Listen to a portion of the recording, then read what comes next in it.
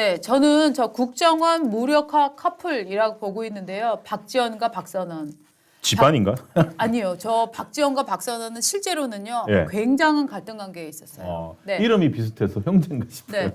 박선원 씨는 1963년생입니다. 연세대 경영학과를 나왔는데요. 그 전에 어떤 일을 벌였냐 하면 저 사람이 82학번인데 85년도에 서울 미문화원 점거 사건을 벌입니다. 그 유명한 삼민투가 벌인 거였습니다.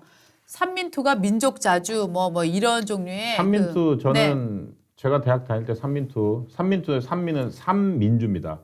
민족, 민주, 민중. 네. 민족, 민주, 민중 세 개를 삼민투라고 네. 불렀습니다. 그런데 삼민. 예. 저렇게 해서 이제 검거가 되어서 그 배후로 지목이 돼서 감옥을 가지 않았겠습니까?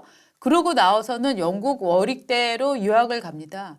그래서 저렇게 해서 일종의 자기가 우리나라가 참 좋은 나라예요. 운동권에서 점거를 하고 미 문화원을 점거를 해도 갔다 와서 참 우리나라 엘리트로 잘 자랐습니다. 오릭대 박사를 받고 신분 세탁을 한 거죠. 맞습니다. 예. 그렇게 해서 노무현 정부에서 대통령실에서 네. 통일 외교 안보 전략 비서관을 했습니다. 그 다음에 잘 먹고 잘 살다가 문재인 캠프가 꾸려졌을 때 안보 상황단 부단장을 했고요. 저 때 근데 사실 굉장히 중요한 그 자주 독립 노선이 있지 네. 않습니까? 미일과 끊고 중국과 강하게 접촉하는 연대성을 늘리는 이런 전략을 수립해서 서훈하고 박선원이 그 전략을 수립을 했습니다. 저 삼민투 출신이니까 그렇게 어쩔 네. 수밖에 없는 그런 선택을 할 수밖에 그렇죠. 없어요. 삼민투 그런데 출신들은.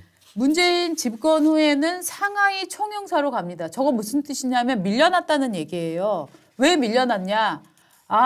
박선원의 노선은 너무 강해라는 견제 때문에 오히려 상하이 총영사로 네, 밀려났거든요. 그렇군요. 그런데 2018년에 서훈이 국정원장으로 가면서 이 사람을 다시 끌어옵니다. 네. 그래서 서훈 씨는 일종의 서훈이 어떤 이걸 이제 큰 조직 대장이었다면 박선원 씨는 실제로 전략을 수립하고 행동을 하는 이런 수족 같은 관계였는데 네. 서훈이 외교안보특보로 박선원을 다시 국정원으로 데리고 들어갑니다. 그리고 나서 2020년 국정원에 박지원 씨가 들어가게 되는데 그때는 심지어 기조실장으로 네. 더 직급이 높아집니다. 기조실장은 예산을 주무르는 자리입니다.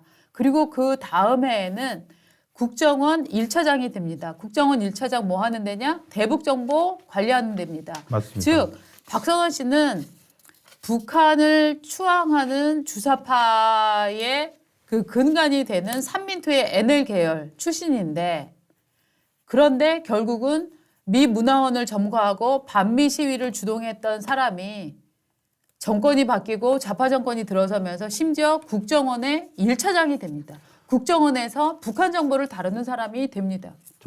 저 사람이 국정원에 들어갔을 때가 더구나 이제 기조실장 거쳐서 1차장이 됐을 때 운동권 출신들은 전부 만세를 불렀어요. 맞습니다. 자신들이 젊은 네. 시절에 목표로 했던 그 일들이 이루어졌다는 맞습니다. 상징적 사건이었거든요. 네. 저도 대학 시절에 저 삼민투 선배들을 봤는데 네. 의문이 있었어요. 왜냐? 삼민투 좋은 말이에요. 민주, 민중, 민족. 근데 삼민투는 민족을 제일 앞에 둡니다. 민족 통일, 민주 쟁취, 민중 해방. 그러니까 네. 세 개의 민주가 똑같은 삼민이 아니에요. 민족이 제일 앞에 있어요. 네. 그러면 뭐냐면은 북한에 대한 상당한 친화력을 갖고 있는 존재입니다. 네. 네. 그 사람들이 민경호 대표 군자선언 약속도 했지만 저런 식으로 어디 법조계로도 나가고 저 사람처럼 워릭대 박사도 하고 각계각층을 흩어졌다가 네. 노무현 정부 그리고 문재인 정부를 거치면서 집결을 합니다. 네. 자기들 세력화되는 거죠. 각계각층에서 이제 사실을 숨기고 어떻게 인지도나 이런 걸 쌓아왔다가 네.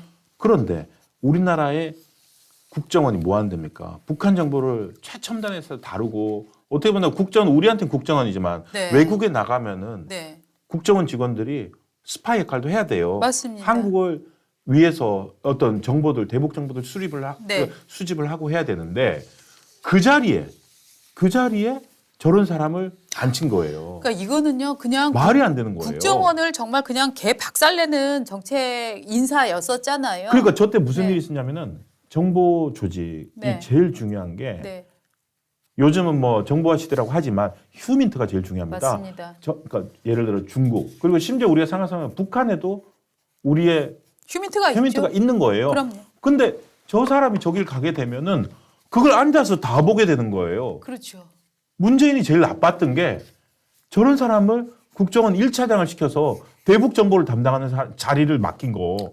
저거는 간첩한테 내준 거나 비슷해요. 저 사람 간첩이라는 얘기는 아니지만 어쨌든 북한의 심증적 친화력을 더 갖고 있는 사람한테 다 볼 수 있는 자리를 보냈잖아요. 그렇죠. 스파이 작전에서 가장 중요한 게 뭡니까? 우리 쪽 스파이가 누군지 명단을 확보하는 거잖아요. 그렇죠. 맨날 무슨 미션 임파서블 보면 그 명단 확보하기 위해서 수십 명이 몰살되고 그러는 거 아니에요. 그런데 네. 이 명단을 볼 수 있는 자리에 이 전과자를 갖다 놓은 겁니다. 네, 그래서 네. 실제로 우려가 아이고 휴민트 조직 다 붕괴된다. 그래서 붕괴됐습니다. 휴민트는요 한번 만들려면 10년, 네. 20년씩 걸려요. 네.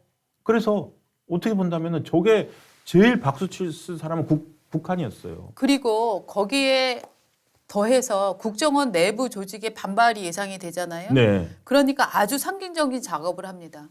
국정원에 저 원운석 예. 돌을 갈아 바꿨습니다. 누구 글씨냐? 신윤복. 신윤복 맞습니까? 예. 예. 처음처럼. 신영복. 신영복. 왜 갑자기 신윤복이 생각나지? 신영복. 저 처음처럼 채 있지 않습니까? 예. 국가와 국민을 위한 한없는 충성과 헌신으로 저 원운석을 바꿨는데요. 저는 저 때 정말 엄청난 분노를 느꼈습니다. 신영복 자체가 국가보안법 위반으로 징역을 20년인가를 살았던 사람 아닙니까? 그렇죠. 네, 예. 그리고 본인은 전향 의향서도 쓰지 않았습니다. 그것 때문에 좌파에서는 정말 영웅으로 삼는 사람인데 예. 그 사람의 글씨를 결국은 국정원 입장에서는 정말로 화합할 수 없는 사람의 글씨를 저기다가 저 큰 돌에다가 새겨서 떡 갖다 놓는 겁니다. 이거 무슨 뜻이냐? 야, 너네들 저항해봐야 소용없어. 접수 이미 끝났어. 시대는 바뀌었어. 예, 라는 저는 저것은 국민을 향한 그 돌이 아니라 저는 국정원 내부의 단속을 위한 저런 돌밖에였다고 저는 생각을 합니다. 그렇죠. 네. 저걸 보여서 이제 너희들 일 안 해도 돼. 끝났어. 네. 대북 정보, 네. 대북 수집, 대북 정보 수집 이런 거 할 필요 없어. 이런 너네들 의미는. 북한을 아직도 주적이라고 생각해? 그러니까요. 너네 머리는 썩었어. 네, 라는 네. 선언을 맞습니다. 저는 저 돌로 했다고 생각을 하는데요. 그러면 박지원 씨도 지금 해남 완도 진도인가요? 거기서 지금 선거에 나오겠다고 하고 있잖아요. 예. 어저께 네. 선거사무소를 열었다고 합니다. 예. 그리고 박선원 씨도 이번에 이제 저 민주당에서 공천을 주기 위해서 영입을 했습니다. 그러면 박지원과 박선원은 한 편이었냐? 그렇지도 않았습니다. 박지원 씨는 그래도 김대중 정부에서 네. 기본적인 이제 대북 활동을 했던 사람이고 그래도 어느 정도 이 사람 자체도 미국 교포 출신이잖아요. 그렇죠. 그렇기 네. 때문에 이 관계를 좀 유동적으로 해야 된다라는 입장을 좀 갖고 있었던 사람입니다. 박선원이 훨씬 더 강경한 일종의 친북 종북 마인드가 있었던 사람입니다. 그렇죠. 그래서 사실은 박지원이 원장이고 박선원은 1차장이었음에도 예, 예. 불구하고 네. 국정원 내부에서는 끊임없는 갈등이 있었고 박선원이 박지원을 일종의 뭐 무시한다, 아. 뭐 그런 보고 체계를 건너뛴다, 뭐 네. 이런 종류의 얘기도 많이 있었어요. 예.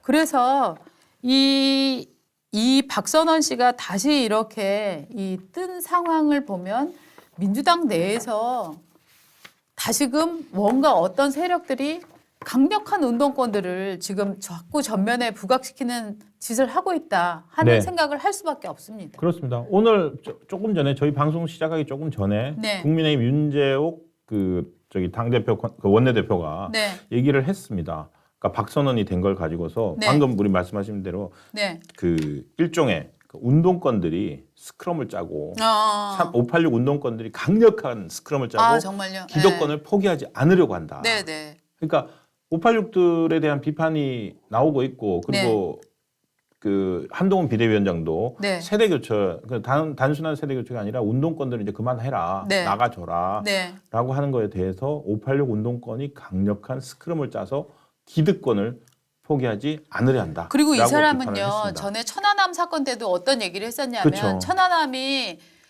북한으로부터 공격받은 게 아니다. 이게 기체결함이었다라는 거의 가짜 뉴스를 퍼뜨린 이런 사람이에요. 그러니까 그러니까요. 북한 관련한 뉴스만 나오면 북한은 잘못하지 않았어라는 종류의 스탠스를 계속 유지해온 사람이에요. 맞습니다. 그러니까 천안함 같은 경우에 우리 장병들이 그렇게 희생을 당한 천안함에 대해서 아니에요. 그 오만 그 가짜 뉴스가 많았지 않습니까? 네. 뭐 잠수함에 부딪혔다, 암초설이다 했는데 네. 천안함은 자체적 결함 때문에 네. 침몰한 거지. 네. 북한과는 아무 관계가 없다. 맞습니다. 라는 주장을 해서 당시 김대중 국방부 장관이 고발하기로 했습니다. 네. 예, 고소를 해가지고 뭐 그렇게까지 한 사람이니까 대한민국 뭐라고 해야 될까요? 국가의 정체성, 네. 우리나라의 정체성에 대해서 심각한 네. 문제적 인식을 갖고 있는 사람인데 네. 네. 그런 사람이 이제 국회의원이 또 되겠다고 맞습니다. 나온 거죠. 맞습니다. 이 삼민투는 이 85년도에 이제 결성이 돼서 그 미 문화원 점거 사건을 벌였던 사람들인데요. 여러분들 잘 아시는 허인애, 네, 뭐 함은경 이런 사람들이 삼민투죠. 주축이 되었었던 그 세력들인데 여기는 나중에는 이게 그 프롤레타리아 혁명을 하는 PD 계열과 또 북한과의 정치적 그 결속력을 네. 강화하는 NL 계열 이렇게 두 쪽으로 나눠지게 되는데 그쵸. 이 박선원이라는 사람은 일종의 친북주의자 예. 쪽에 이제 가담을 했었던 그렇죠. 이 삼민투 사람입니다. 이름 아까 방금 말씀드린 민족, 민주, 민중. 네. 그러니까 민족 쪽을 선택한 애들이 NL로 가고 민중 한 네. 애들이 PD로 가고 맞습니다. 그렇게 된 거죠. 네. 자, 지금 이렇게 구닥다리 운동권 그것도 아주 폭력적으로 예, 네. 폭력적인 시위를 하거나 점거 사태나 방화 사건을 일으켰던 구닥다리 운동권들 이 운동권들을 전면에 배치하거나 혹은 지분을 떼어주려는 이재명의 민주당 이것은 민주당 자체의 문제가 아니라 저는 대한민국을 퇴보시키는 문제라고 생각을 하고 있고요. 이에 대항하기 위해서 지금 국민의힘에서는 제대로 전열을 정비하고 있나 예. 이런 부분을 좀 체크를 좀 해봐야 되는 것 같은데 일단 그래서 한동훈 비대위원회에서 오늘 비대위원 네. 11인으로 위원장까지 포함해서 11인으로 구성되는 비상대책위원회를 이제 구성을 했습니다. 그래서 그 명단 아까도 불러드렸지만 시각장애인 피아니스트 출신 김혜지 의원 43세 이제 여기 비대위원회에 들어가 있고요. 예. 그 사실 지난번에 이제 한동훈 장관과 김혜지 의원이 서로 같이 질의를 한다고 하니까 한동훈 장관이 예 김혜지 의원님 한동훈 저 나와 있습니다라고 얘기를 해서 많은 분들이 참 맞아요. 훈훈하게 맞아요. 기억을 했던 그 두 사람의 아주 케미가 좋았었잖아요. 그 다음에 범민련 남측본부 사무처장을 맡았던 여러분들이 좋아하시는 민경우 시민단체 길 대표 여기 들어갔고요. 그다음에 김경률 회계사 또 대장동 문제를 빠삭하게 알고 있었던 네. 그 김경률 회계사도 들어가게 됐습니다.